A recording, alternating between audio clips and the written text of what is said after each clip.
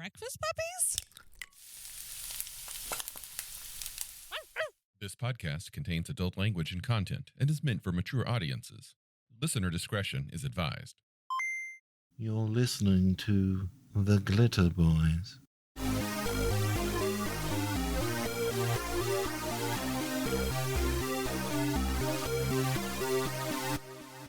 So one thing that we've been doing in our weekend fantasy game is I have a drop-in, drop-out kind of player setup because we're all adults.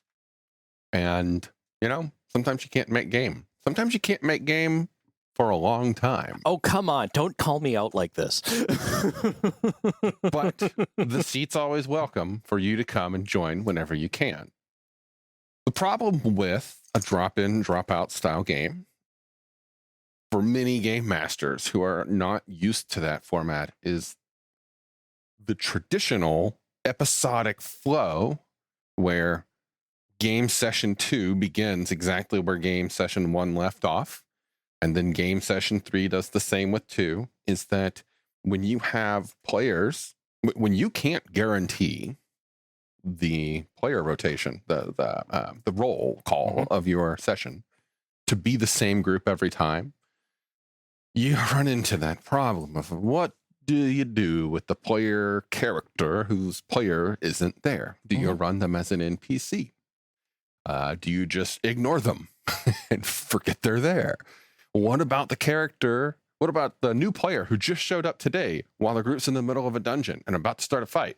Well, you want them to have fun, and you like having people at your table, so you want to welcome them. How do you bring them into the battle? Especially if you think that this boss fight is going to take the whole session. Right. Oh, fuck. Well, I could have them play a bad guy.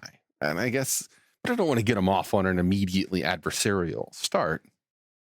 So for our sessions, for our campaign, my solution to that has been what I call the mega party.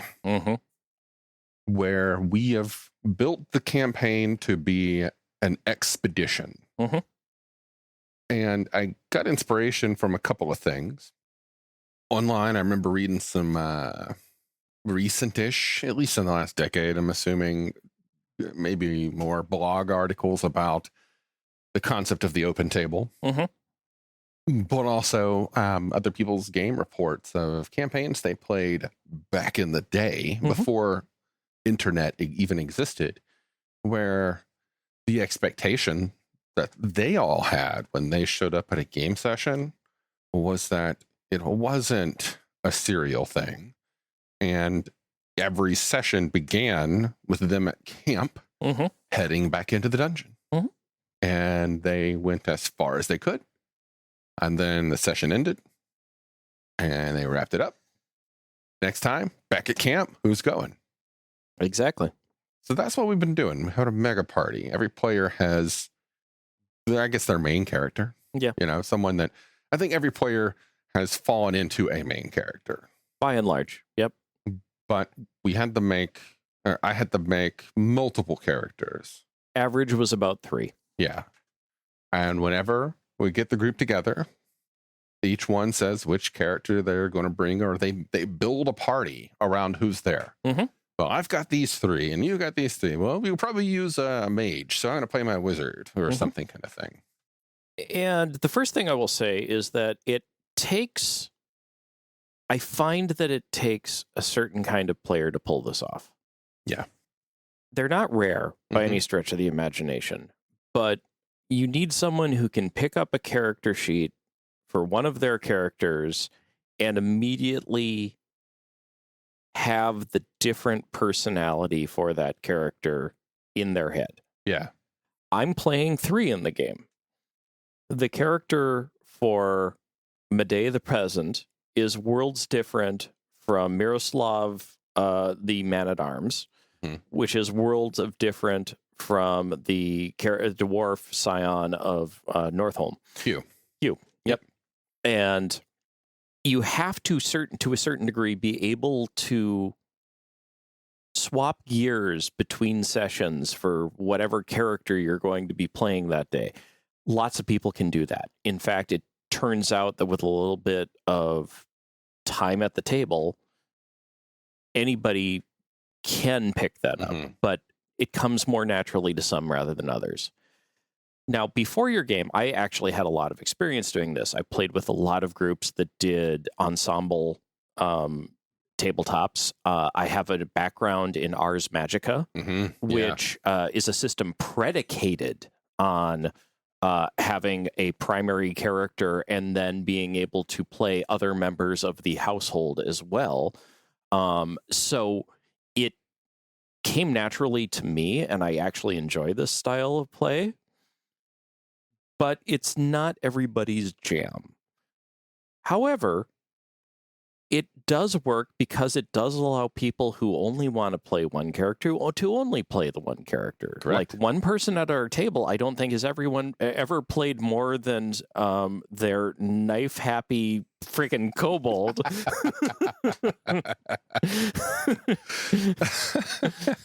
Yeah. Freya, the kobold priestess of Lochnar with her stabby stab.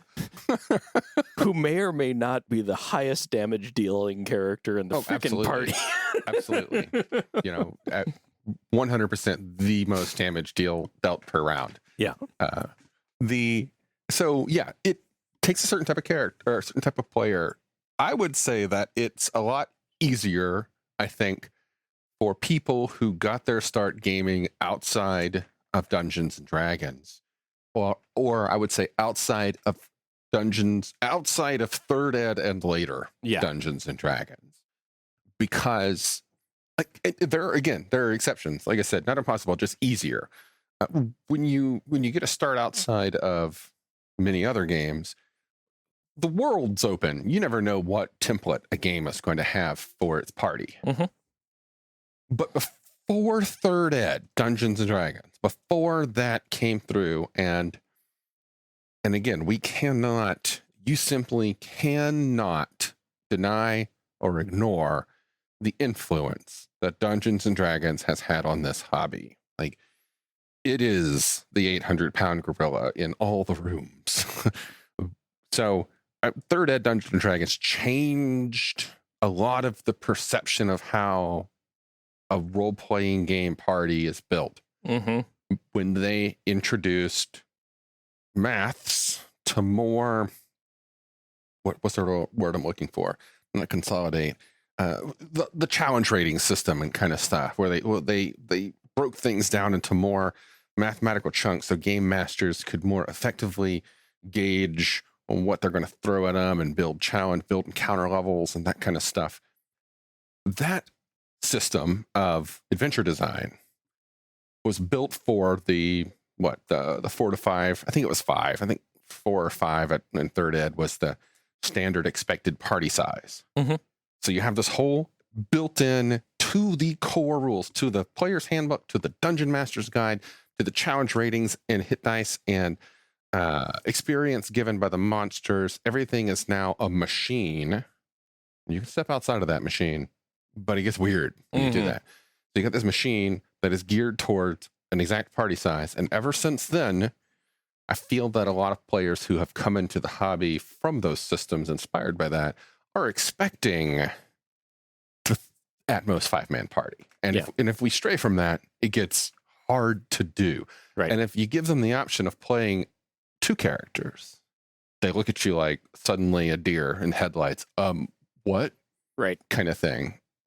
It can be difficult to step out of that, to break free from that, which is why I'm really happy we haven't had that problem so much with our game. One of the advantages of mega parties, as it were, is a reality I have seen at the table time after time after time again is no matter how creative or wonderful a specific character gets, you can get bored playing that character over and over again. ADHD, man. And every time you sit down, you think, oh man, today I want to play something else. And the game master rolls his eyes. Again, Nathaniel? Yes. Again? Sorry, Sean. But the mega party structure allows for you to do that on the fly, session for session, swap out characters for ones that are just more in tune with how you're feeling. You know, the days where I'm feeling like I want to have a bigger personality, I'll pull out Hugh, scion of Northholm, and all around asshole. Yeah.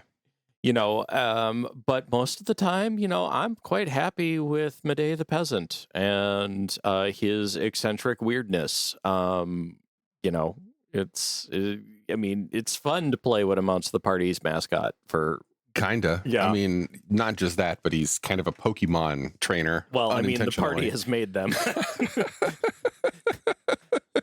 It would have been interesting to see where Miroslav went, but some asshole crippled him and rendered him a mental basket case the first session he appeared in. Well, I'm not holding that against you. Strictly for humor purposes. I think I may hold the record for the most maimed and killed characters that NPC has ever done at this point in time. That's because you're not afraid to go there. Yeah, no, I'm totally not. Yep. I have absolutely appreciate no that about you. But yeah, it allows you to do that creativity from session to session. We're like, we're going back in the dungeon today. I feel like maybe I want to play around with it. And here's some benefits for you as a game master. One, if you feel that your improv chops need a little bit of a practice and workout, if you know that you are going to get somewhere between 4 and 6 characters out of 60, you have 30, a rough idea of what potentially is showing up at your table. So you do have some guardrails on it, but you still get to practice that. Well, I've never thought about what would happen if we had a party that has no fighters and a peasant and 2 casters. Our very first session of play, just kind of the introduction, we did some character creation and we did just a little bit of play to round out the session so it wouldn't all be character creation, was Jacob's peasant, Brandon's monk, who they're pacifists. All they can do is hardcore dodge. Pacifist, and Freya, the stabby kobold, and then they went up against some creatures that I created, and it was like all that happened was Brandon dodged, yes, and you hid under a corpse, dead bear, and relied upon the priests. So yeah, it was a fine example. Yes. But as a game master, it allows you to somewhat more safely practice your on-the-fly improvisation skills.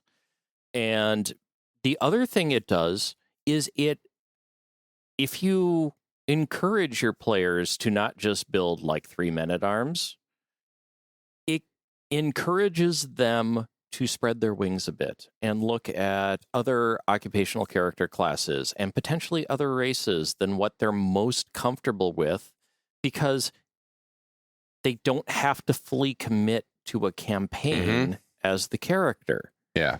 I'm aware of at least 2 players at our table that are playing outside their normal role-playing comfort zone because they know they aren't fully committed for showing up for the next X number of sessions playing only this character that they're not even sure they like that type of character. Yeah.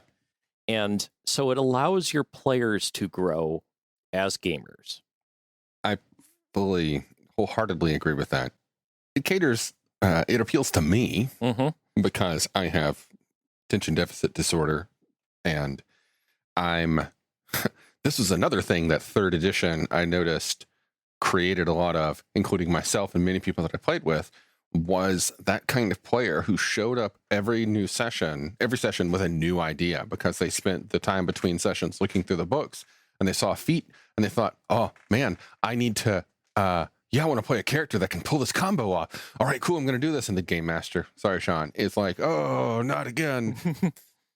But doing so does allow you to stretch out your wings and try different things. But also as an actor who I enjoyed many years of theater and also did a good bit of LARPing, where in a small LARP, like if you get a LARP group together, that can be as big or as small as your tabletop group. It can be 3 people. Mhm. Your LARP group, 3 people, which means you're going to play a lot of characters in one session. And that was so fun. Just switching roles, and I'm rambling. Anyway, yes, I feel that it allows you to gain a lot of skill that you would not have otherwise gotten if you just restricted yourself to the single perspective character. Now let's talk about why Palladium in general and fantasy in particular is an amazing system to do this in. Let's just start out with Palladium Fantasy. Okay. Only the core book. How many OCCs are we dealing with? Well, in First Ed, there is a very nice page right at the beginning. Let's see. We've got 8, 9, 10, 10, like less than 20. Less than 20. Yeah. But it's around 16 to 18? Yeah. 16 to 18 characters. Our current mega party has what? A revolving cast of around 7 players? Around 7 players. Yeah. So, like, even then, at an average of about 3 characters apiece, Mm-hmm. we only have a little doubling up on OCC character classes. Yeah. And broadly speaking, Palladium allows for 2 characters of the same class to be very different, with a few exceptions. With a few exceptions, like first Mind level Mage. Mind Mage. Yeah. There's a lot more variety, I feel, in something like a fantasy game. Oddly enough, Mhm. I feel that with a fantasy adventure, one might think, oh no, you're shoehorned into certain roles. But when you look at the classes available in Palladium, and you look at the wide swath of player races available in Palladium, and then you think about, okay, now which of these races has a chance of having psionics? Right. Okay, what about my stat rolls? All of those things combined create a vast swath of different character choices. Yes. And we haven't even talked about skills. Yeah.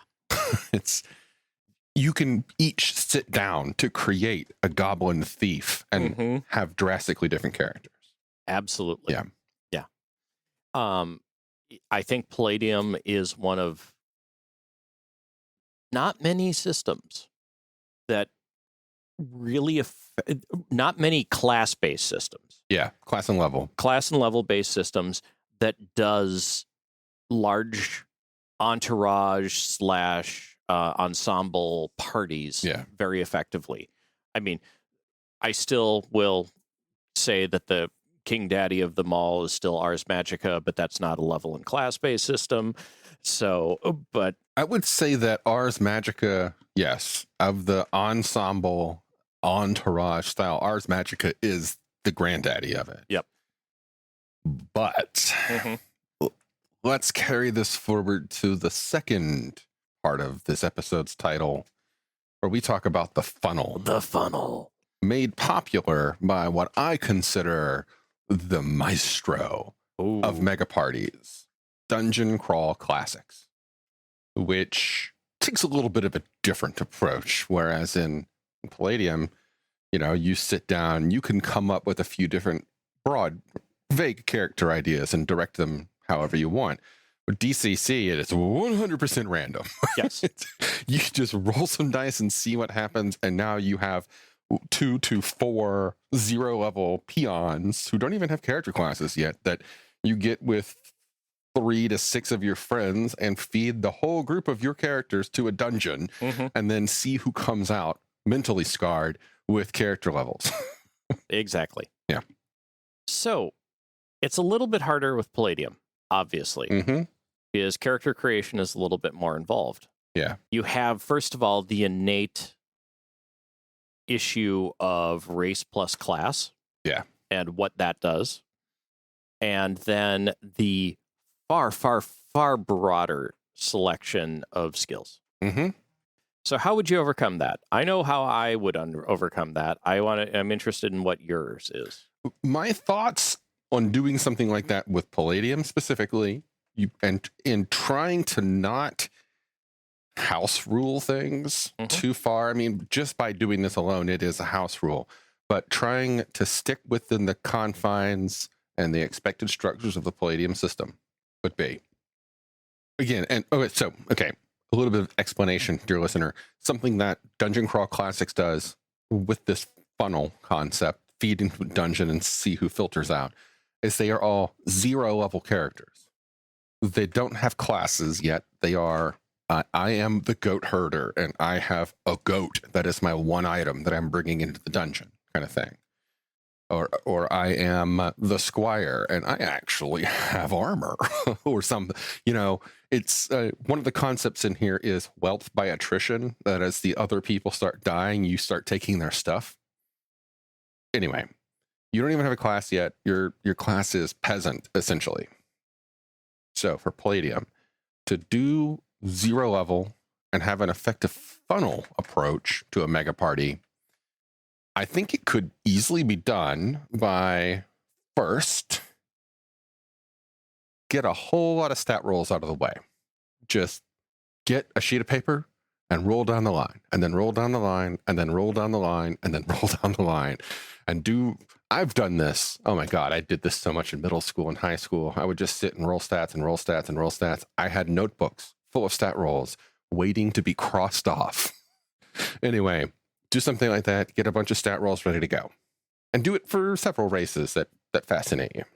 Then pick a class, apply that class's core, pick one of the core abilities of that class. So if it's a wizard, you have spells. Ignore everything else. Give yourself a spell, 2 spells, whatever. You get the core OCC skills. That's it. Oh, and fantasy lets you randomly roll a background, which is kind of like the way DCC has you randomly roll your starting profession. Right. Although fantasy has like 12 choices, while as DCC has 100. That's my thought on it. It takes a little bit longer than making a 0 level character, but it still gives you someone who's kind of competent and has the basic skills of their class. Yeah. I have a little bit of a different take on it. There are several universal Palladium fantasy character sheets out there. Mm-hmm. And almost all of them have enough room for all the listed skills a first level character would have. Yeah. If you you're going to do this as a game master, pre-populate the skill list as it appears in the book, and hand the players a highlighter. And you can you can even put heading like X number of these 3 below it, X number of these 3 below it, etc., etc. So when they hit the table, you're interested in playing what OCCs. Cool. You have one reference page for them that's, the racial attribute roles. Yeah. So they can go, this one's going to be a wolfman, this one's going to be a dwarf, this one's going to be whatever. They have the character sheets for, okay, you need a longbowman, here's the longbowman character sheet, highlight the skills you have, and go from there. Yeah. The other nice thing is, broadly speaking, the starting equipment for Palladium characters is pretty well defined. Yeah. So you can even pre-populate the character sheet with that. Yeah, you have the men of magic, the clergy, and men of arms, and everybody else. Yeah, so I would throw out having them roll for psionics, just because it's a complication that a funnel it's antithetical to the approach of a funnel. But if you have the time to do a little prep, you can run a complete party of first level, every OCC available funnel characters that don't take that much longer than a DCC party to roll up. Because all you got to do is roll attributes, highlight some stuff, and you're off to the races. My observation from years of Palladium, and I think many people will agree with this. The number one slowdown is skills. Exactly. Picking skills. Looking through that list of skills. Especially if you're playing in a setting that has a lot of books and a GM who is allowing a lot of those books. Yep. You have skills and skills and skills and skills to pick from. Which is why my recommendation for doing this would be definitely take that pre-printed route, but let them pick a single skill. And then take the approach that the funnel does. If you survive this session, when it's over, then you can fill the rest of it out. And that has a lot of merit too. Or something that I already do, actually, for every game that I run, including Palladium, is if it has skill choices, you don't have to make those choices now. Yeah. Wait until something happens in the game. And if you have an extra skill slot, suddenly be like, wait, I know how to do that. Yeah. And then suddenly you're defusing a bomb. And then somebody's like, how did you learn that? And then you have to explain it. But yeah, open skill slots that can be spent later is a big thumbs up in my book. Yeah. Yep. And like the advantage with Palladium Fantasy especially is you have pre-populated elective skills, you have pre-populated secondary skills that have an inherent advantage to them. You can do that on the fly. Yep. Yeah. Like fantasy is especially good at it because like you look at the sheet, and I know we complained about this with the Mind Mage, but you have a pre-built character basically right there, ready to go.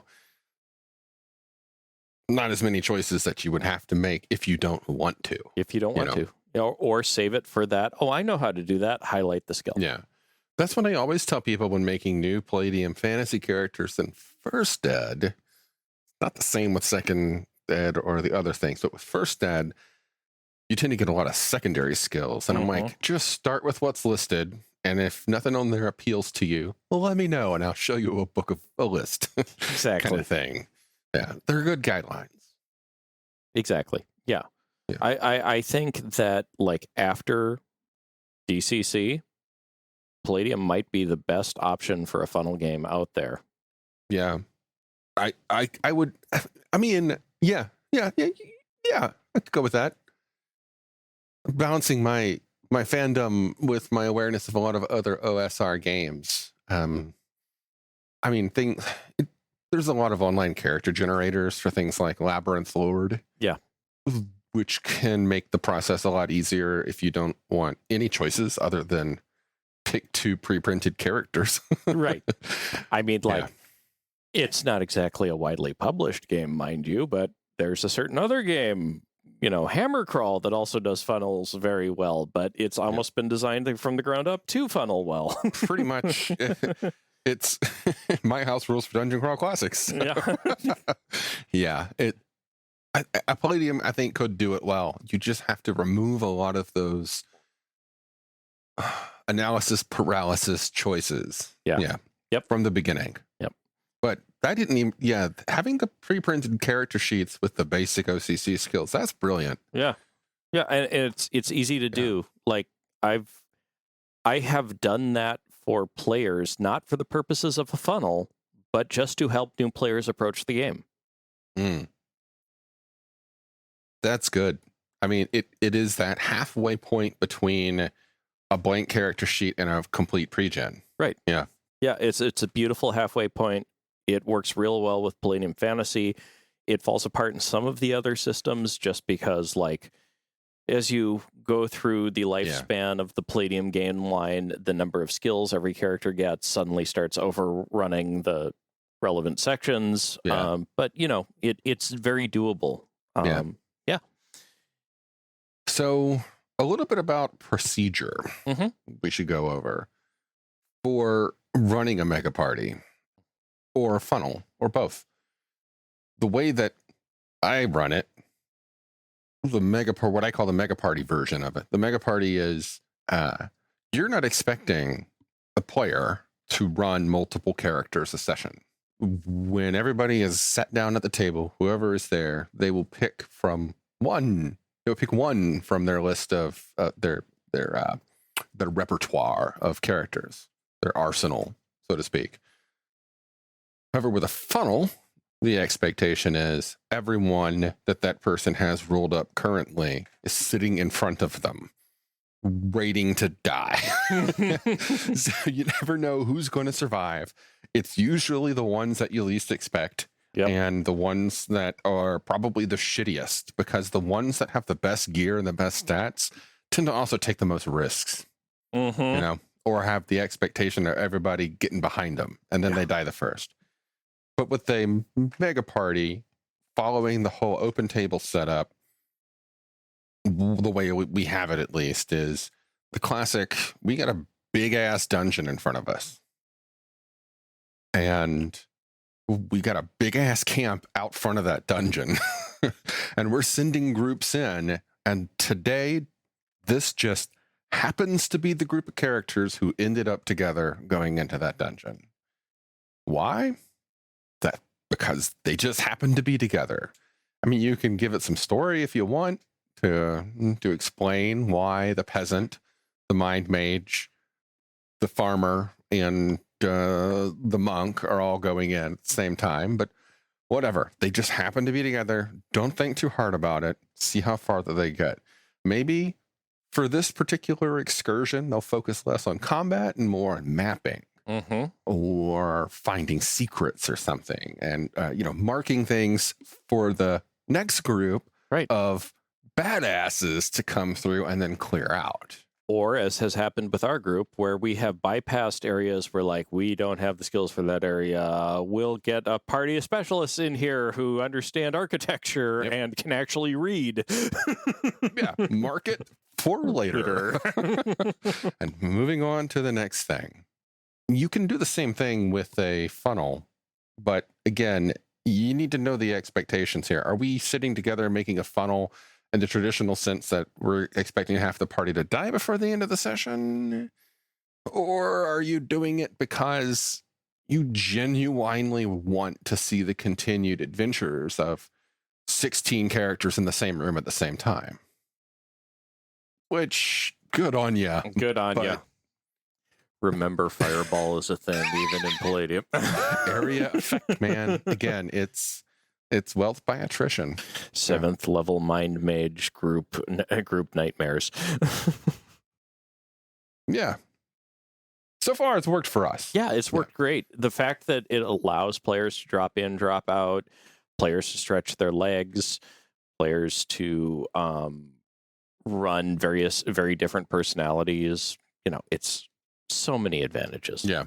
The one thing that I did as a game master is I just sat down one day and rolled out about 20 different stat sets, 10 to 20 for each of the core races of the Palladium fantasy role-playing game. When a new player sits down, I'd be like, you can either roll out your own or just pick one of these and then cross it off when you've chosen it, kind of thing. I've circled the ones that look interesting. Yeah. Very nice. Very nice. Yeah. Yeah. No, I love it as a concept. It's a great way to break up your play. It's a great way for adults to play. Yeah.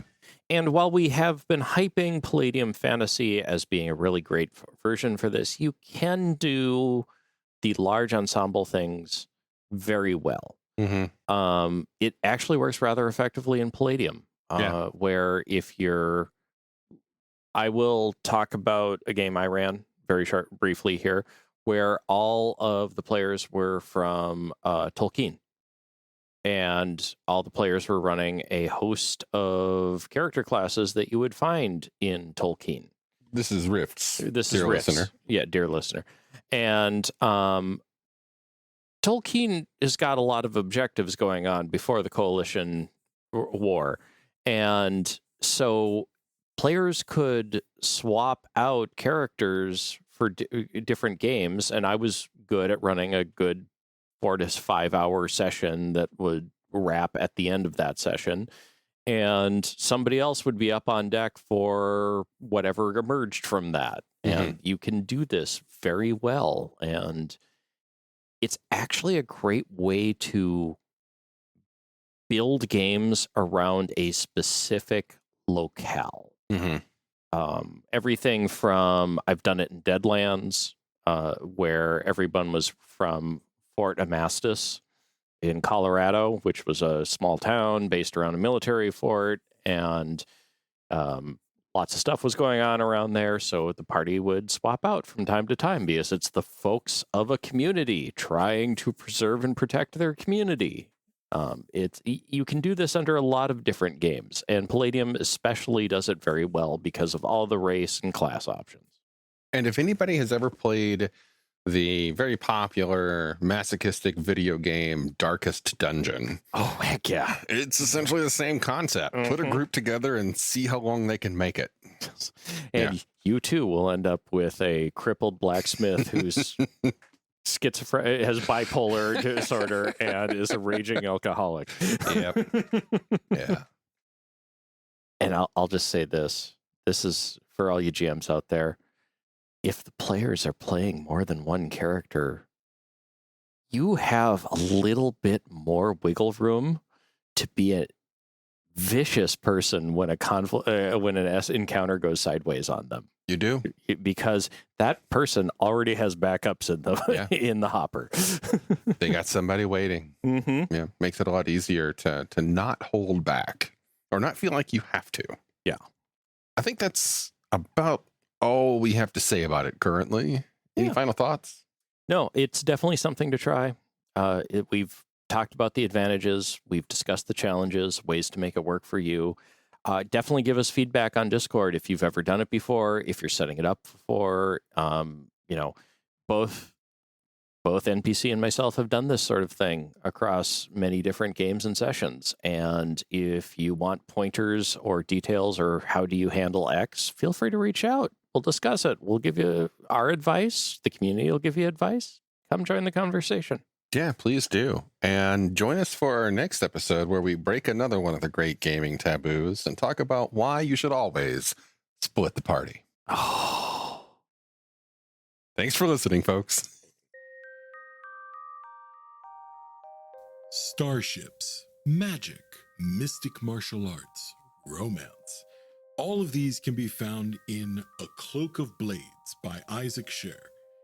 You might have heard my name before. I've done a lot of voiceover work for Breakfast Puppies, and I've recently released my first novel. It's available on Amazon as an ebook and paperback, and you can get it for free if you have a Kindle Unlimited subscription. I do hope you'll support my work as you're supporting Breakfast Puppies, and it's been a pleasure talking with you today. Have a good one.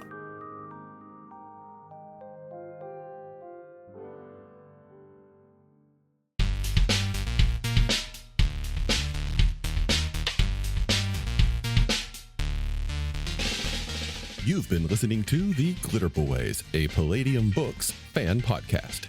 Glitterbois, Rifts, the Megaverse, and all other such topics are the property of Kevin Siembieda and Palladium Books.